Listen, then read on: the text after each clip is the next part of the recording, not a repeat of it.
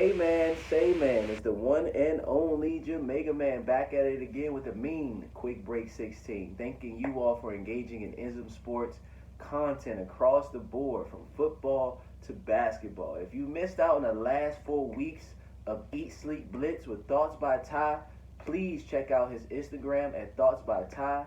You can listen to his podcast on Spotify, and if you will, Anchor. The last 4 weeks have been a doozy, as they say, in the professional football ranks, and it's been quite entertaining, and we'll be finishing out in a special way. And being in Los Angeles, just checking that out in real time and hearing the story that Thoughts by Ty leaves for us is no different than what you gather from me when I speak about the game of basketball on this side. Thank you also, everyone, and please follow Thoughts by Ty on Instagram as well as Twitter, and Eat Sleep Blitz at Blitz Sleep Eat on Twitter.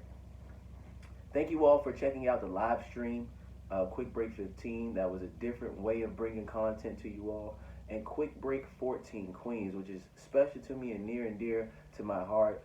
It has grossed as much viewership as episode 5, which has been my highest grossing episode thus far. So I know you care about the story that I give out to you all, and it gives me energy to keep going and going hard for what you all have been educated with this year with basketball. Let's get right into it. In the NIBC, there was a great matchup this week as that conference is rounding out, but this is a game before the conference championship, if you will. And Lumiere out of Point to Indiana took on IMG out of Bradenton, Florida. And I've spoke about IMG being the top tier of the NIBC, but they met a match in Lumiere. But IMG, they were without their point guard. But man, if you have seen the corporate sports entertainment companies, they've made spots from this game on that. Primarily because of Keontae George, who's headed to Baylor next year, and he is not going to be there long. He had 40 off of drives and shot creation and off-ball movement, things that you wouldn't see out of a prospect until they actually get to the collegiate ranks. He's NBA ready right now, but he's just going through the conveyor belt according to the $40 million slave context of having to move along before you can get along and get that first contract to work towards that second contract. He had a 40-piece. It seemed easy. He kept his team in it. And Jarris Walker, who's headed to Houston with Hersey Miller next season, he is, in my mind, Jarris, a cross between a Alex Poitras, formerly of the University of Kentucky, with his stature. But his skill set in how he's able to have touch on his jump shot, but as well as a high motor, is something that I can't quite pin to a professional player that I've seen before. But they made the game look very easy. As well as their jump shooter, Noah Bachelor. His jump shot ability was very, very professional. He kept them in the game late, cut the game to 5 late against a very, very fearless, which is a key indicator of any team that stands out to me. And Lumiere, they stood out to me because of Aiden Holloway's ability to go downhill, but also understand with his height, he has to catch the defense off guard. And a lot of his stops and pops that you can check out at Jamaica Man on Instagram. I always give you the purest highlights in my story. So you'll see a lot of the times outside of Keontae George scoring at the rim or from 3 and shot creation aspects, or Jarris Walker just being an animal in the glass, and making very good shots by getting to a spot in professional manner, and Noah Bachelor being such a supreme jump shooter and being able to command the defense by pulling them away with his jump shot. And he already has a step back as Noah is heading to Memphis under the tutelage of Penny Hardaway next season. They're in great shape. They left it all out there. And Aiden Holloway was one of 3 gentlemen from Lumiere that matched him. As I said, he was a mid-range specialist off the pick and roll. He was going very, very calculated, knowing that there are athletes in the paint and on the wing, and didn't allow for them to challenge his shot because he was cerebral enough to know that they were rotating in a shell-like manner. As you know, the shell is here, and what you want to do is open that shell and allow for it to be moved and twisted and contorted from the back line, which is your thumb, here, if you will, and this is the top of the key, if you will. So if you get this to move in a way that it contorts and you can't adjust in this way quickly, you have a good chance of scoring. And Aiden Holloway took advantage of that in the secondary break, which is the speed between getting a rebound and pushing it up the floor at full speed, or secondarily being able to find spots. And Aiden was able to find spots and created possessions from that just had IMG on their toes all night. As well as J.J. Starling, who's headed to Notre Dame. He was, I would say, he was competing with Keontae George all night, and he kept them in the game with the drives and as well as the shot creation. There was one time at the end of the game, towards the end of the game, they needed a bucket, and J.J. Starling complimented Aiden Holloway's ability by using his size and length to get to the basket and finishing strong. I appreciated that, but the most important person that night was Taj Manning, because he was able to match the aggressiveness with J.J. Starling of a Jarris Walker. And Jarris, for him to have this aggressiveness to attack the glass, he was able to create shots on the block. He had a spin, catch and shoot on the left block, turn around, spin off the glass, and it did not look like it was luck. There was another possession when Jarris was walking down Taj, and it looked like he was taking off the head to the rim, but he stopped and popped, and it caught the entire gym off guard, and it was cash. So they have all of these players that I'm mentioning, they have professional potential, and they showed their skill set in a professional-like manner. But Taj Manning was able to attack the glass with Jarris and was able to command the paint, and he had a very, very special finish off a short corner dump down pass as he was diving from the free throw line. So he's standing at the free throw line, if you will. Imagine someone taking a free throw shot, and you have someone standing in the short corner, somewhat under the backboard, but not necessarily out of bounds. That is called the short corner. The short corner drove, Taj dove, and he put it on Jarris Walker's head. And that's no easy feat, because Jarris was in a different world athletically. He knew he was one of the best players on the floor, and he played like it. But at the end of the day, this game finished as follows. Noah Bachelor had the opportunity to bring the game within one. They were going to be up one. He misses the free throw. Tough, right? Misses the free throw. Aiden gets the ball, brings it down. They zero in on Aiden Holloway because he's been making shots all night. Aiden knows this. And he's a junior, I might add. Aiden Holloway's a junior. He moves the ball, allows for the shell to begin to spread out. And at the top of the shell is Noah, and I believe Keontae George here. Noah's coming down. They switch off on a man that they didn't have the ball, and they didn't really need to, and that was Noah's man. So Noah went from missing a free throw to blowing an assignment, and that's that open jump shot that you see from Aiden for game, if you will, finishing up. And again, I'm going to value effort to IMG. That is a game that they weren't expecting to get punched in the mouth by Lumiere.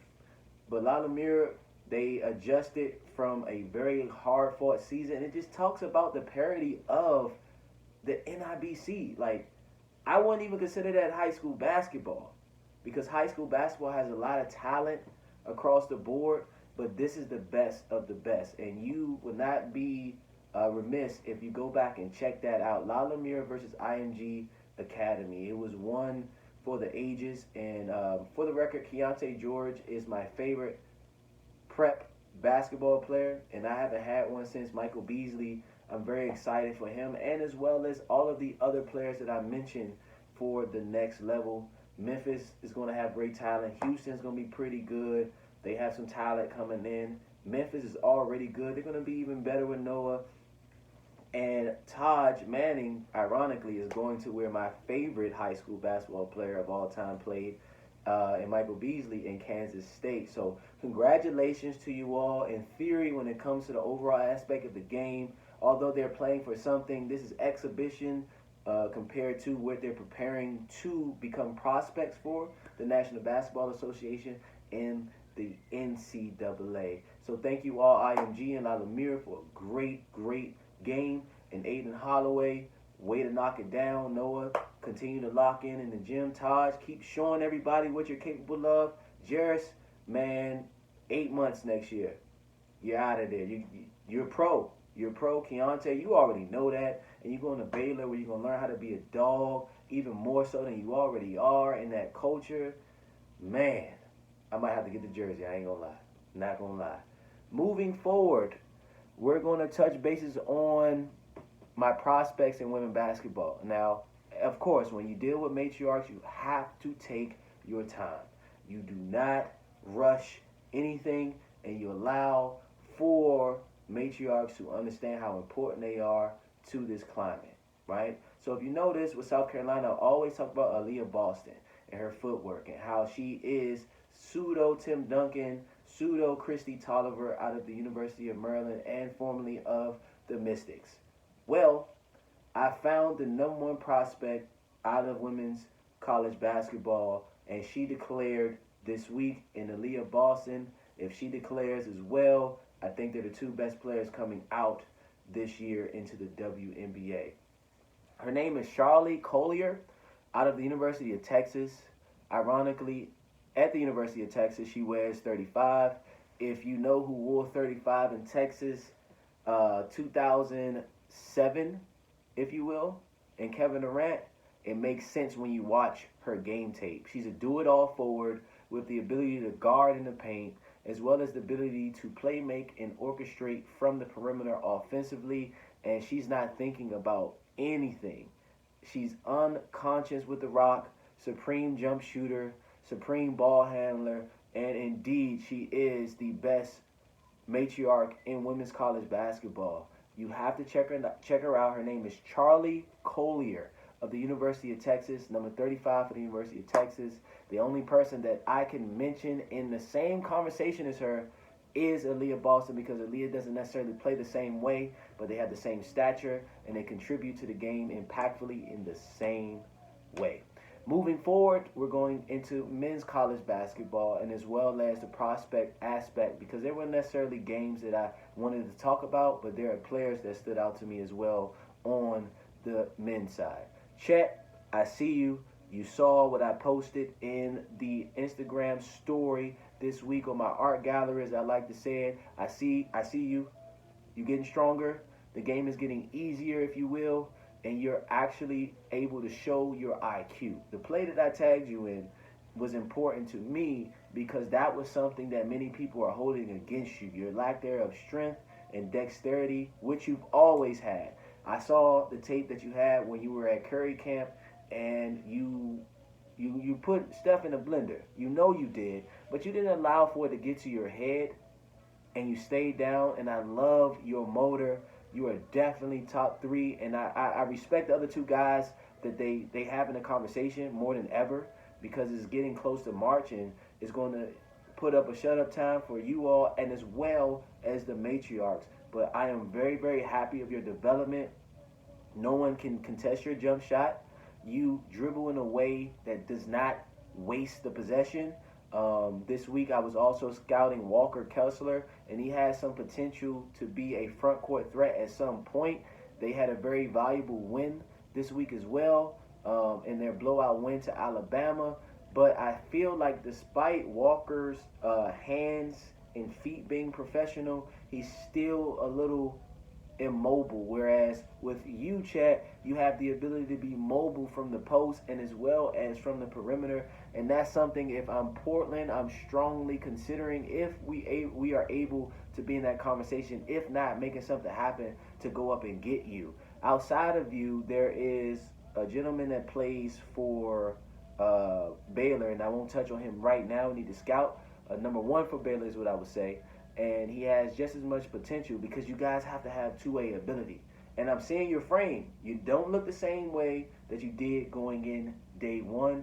And I just keep working, Keep lifting, keep eating, and keep playing your natural game. It's going to be hard for someone to leave you on the board at number 2. And if you go to these workouts with those top 2 guys, Jabari and Paolo, man, you got what it takes to be the number 1 draft pick and redeem Gonzaga for the Adam Morrison situation. Although he was one of the greatest college players that I've ever seen play, just didn't translate into the NBA, and I don't think he'll have that problem. And lastly, with the prospects, right? Technically, he's in college at the University of Kentucky. He just got there.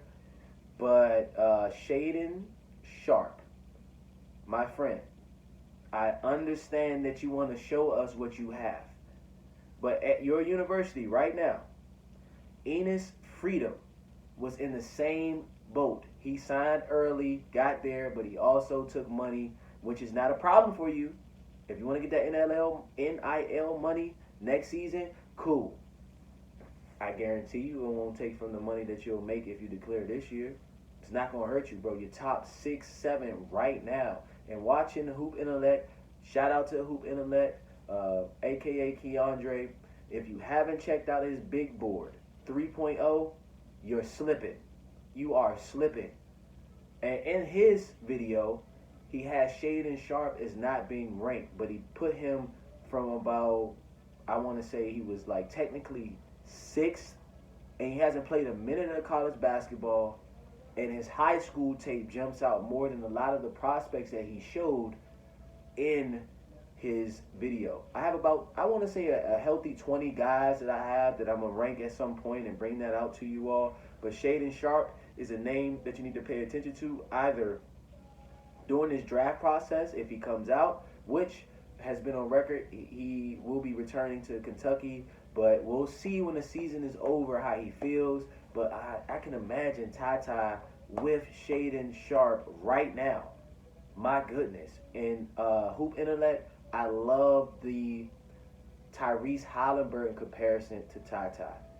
I really love that. That was wonderful. All my other observations I'll send to you. But please, everyone, as far as the storyline is concerned, the 4th prospect that I want to touch base on is Shaden Sharp. He's in the University of Kentucky right now. He's a 6'5", 6'6", 6'7", 2-point or a 2-1. He can play the 3 in certain cases, but you want the ball in his hands, and he is prime time. And he hasn't played a minute at the University of Kentucky. You got to understand how crazy that is to notice that. So keep that in mind. Please keep that in mind. Now we're in the league. We're going to wrap up with my game of the week, Golden State versus San Antonio. Golden State 124, San Antonio 120. This is unprecedented, right? Because Golden State didn't play any of their core. I think outside of Gary Payton II, and technically I wouldn't name him in that, but he's a quality piece, right? Jordan Poole played as well, but I think he's more so a part of the young core second unit than he would be with the Splash Brothers and Draymond. So I'm going to run down their numbers so you can understand what I mean as far as how important Golden State's young core is to their championship chances. And if there's any team, especially my team in Portland, that wants to actually understand how you should have veterans and young players on the same tier, if you will, to be able to dominate the league, Golden State is that. So, right off the bat, Moses Moody. Moses Moody was their 7th pick. No. He was their 10th pick, Golden State's 10th pick last year. And he hasn't really been playing that much until, I would say, the last 10 to 15 games. Well, against a very sound San Antonio Spurs that's younger now, not your Manu, Tim Duncan. That's not the Spurs team that you see there. That's a different team, a very aggressive team, an up-and-down team. Well, Moses Moody, in the system that he's in with Golden State, he had 20 points, right? To me, he has some flashes of Chris Middleton, but he's more agile and able to get in the paint, and he just had to find his timing and spots. He has found that. Against a very sound San Antonio Spurs, he had 20. Jonathan Caminga, who I think was their 7th overall pick or their earlier pick in the lottery last year, he had 19. He's been learning and watching, and he actually was playing before Moses Moody because his ability to have a motor and play on the glass, like I spoke about Jarius Walker in the high school ranks. But Jonathan Caminga, with a year of professionalism under his belt with the Ignite, in that first Ignite experiment, he is translated very well to the NBA level, and he is impacting the game with minutes, of course. And you have to understand, overall, if Phoenix, for example, has no choice, game 5, game 6, possibly game 7, if we think about Chris Paul's health as the years go on or as the season goes on, not saying nothing bad, I'm just saying it has happened, right? In Houston, they were not able to bounce back from him not being on the floor. And I ask you all, if any of their vets go down, can that young core sustain wins like Golden State has done in the game of the week? I sincerely doubt it, and that is why Golden State to me is still the class of not only the Western Conference and the NBA. Damian Lee had 21, or I call him son-in-law, whereas him and JT, Juan Toscano, they had to find their place in the system, not getting touches. But now it's so important because Draymond explained to me this week as well that in their offense is constant movement because they're looking for the best open shot, not just the first open shot. And Damian Lee has translated into that as well. And Jordan Poole comes back leading these guys with 31. He's a second-round pick previously, and they developed him like Portland developed Anthony Simons. And outside of Jordan Poole, Anthony Simons is a close thing to a most improved player. Outside of the top picks that you have, but it's something special about drafting a player and developing that player, and they having the impact like a Gilbert Arenas as a second-round pick, and Jordan Poole is now the replica of that in Golden State 15 years later. But Keldon Johnson had 21. Dejounte Murray had 27, 9, and 9. What? That's not your same Spurs team, but I would caution to see if Pop isn't having them watch the greatness of the Spurs past. Dejounte Murray penetration is different, but in the same focal impact as a Tony Parker. It's not the same. He can't replicate what Tony did, his constant penetration in the offense, but Dejounte Murray definitely does his thing, and he deserves the recognition. Shout out to Seattle Hoops and how they develop their talent, man. Y'all got dogs like DC has dogs, for sure. Washington connection, for sure. And lastly, Devin Vassell, I spoke about him on my Unpopular Opinion podcast. If you haven't checked that out, please check that out on Anchor, UOP, yeah, you know me, on Twitter for all the basketball content that we have here and on my podcast. But he's out of Florida State. He came out, I believe, before Scotty Barnes, and they've been creating forwards, two-way forwards with offensive upside since Devin Vassell. And Devin finished with 14 points, and it came down to execution late, and I put that on my story as well. Moses Moody created a possession late, like the basketball high school game that I spoke about earlier. They created a possession with defense. Damian Lee got the deflection off of Dejounte Murray's penetration. Moody got on the ground, kicked it to the corner after a miss of Jordan Poole. The first time to create this 50-50 situation, Jordan Poole got it again. Butter. No Steph Curry, no Klay Thompson, and no Draymond Green with 8 wins right now since Draymond Green's been out. I don't know if there's anybody in the West that really want to bump with them. They can sit their starters and be dominant. If they have their starters, oh my goodness, it's more than dominant. In the comment section below, you tell me what team can compete like that with a veteran core and a young core that can win games without each other. And finally, Portland made a move this week. We traded Robert Covington, Norman Powell,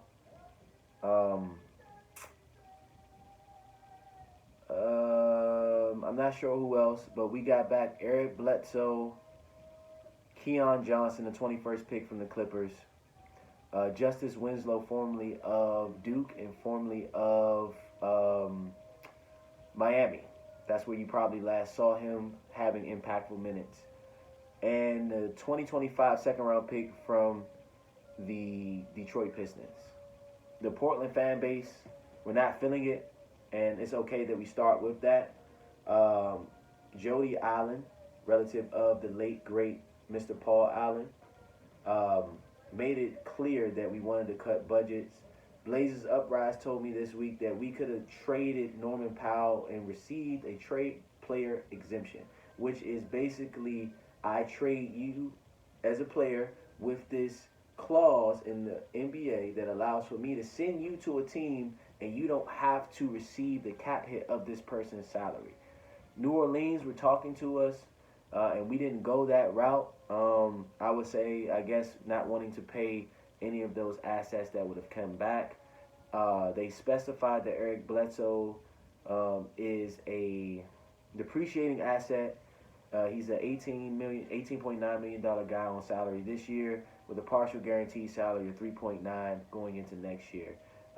That's a movable asset still at this time, and if we no longer require his services by June 2022, which is this offseason, we don't take that hit, if that makes sense. So I felt like we could have made two separate deals as well. I agree with them. I do understand the financial conscious decision to get below the tax. Now we're $900,000 below the luxury tax, which is a good start. But of course, I think we all understand in Portland, conservative and liberal mindset, Portland Trailblazers fans, that there are more moves coming. Okay, if I'm thinking the only other two guys that we could probably trade to gain some more either financial flexibility or assets, because we need those in order to build sincerely around Damian, who is on record as of today to sink with the ship. Not too many NBA players have that mindset, and he's taking what Derrick Rose said before his injuries to the next level. And as a fellow Trailblazer fan, I guess we're going down with the ship. Get it? Maybe in some time. But I can see where everyone's coming from. It's definitely some cause for concern. But I would say we have a few more days. Today is the 5th. So we have about 5 more days before we can truly make an observation about what we have done as a franchise. We do clear up space for Anthony Simons, but I want to just throw out there right now, let's not jump to conclusions on how much we want to pay him and really understand the role that he's going to be in, with or without CJ being there. Did Dame and CJ work long term on the court at the same time? I'm on record for saying that CJ should have always come off the bench, but it would have undervalued his impact for our team. But I think there are situations where, although you may be paid like a max player, that in order for us to win and have the necessary pieces around first our best player, that whoever comes into that CJ spot, because I really think he will be moved, I think he understands why he'll be moved. I think Anthony Simons fits that role for sure. But I don't want a 6'3" guy to 1, and I don't want a 6'3" guy to 2 being able to be outmatched on the other end for the reasons that I spoke about, weak corner, short corner, if you will, always having to deal with the forward in that spot. But meanwhile, we get a Keon Johnson back, we get a Justice Winslow back, we have a Greg Brown, we have a Trey Wofford that can solidify our forward core. And they all bring different things, but they focus on defense first because that's what we need around Dame. Anthony fits that Jordan Poole role as well and could fill in the role just like Jordan Poole going forward. So that means we need 2 more spots. Nurkic is still on the team. CJ is still on the team. We need to create either cap flexibility, which I doubt, to bring in players, or to create opportunities through trade that allows for us to not only have first-round picks, but assets that allow for us to compete for years to come. So salute the Dame, salute the Portland, salute the Blazers Uprise, salute the Robert Covington and Norman Powell for what you all contributed. Norman, you earned that money that you got paid by us in Toronto. Toronto didn't want to pay you, but please show the Clippers why you guys are what you are. And I'm pretty sure next year, with that core of yourselves, Paul George and Kawhi Leonard, it's going to be good. And we'll see with Keon Johnson. We'll see with the other aspects that we got back. But I'm really interested to know what we'll do with that second round pick. And more moves coming. Thank you all for checking me out for a quick break. That was a mean 16, if you will. And remember, it's in you, not on you. Please check on your loved ones. And specifically, happy birthday, Charmaine. Enjoy your dinner tonight. Peace.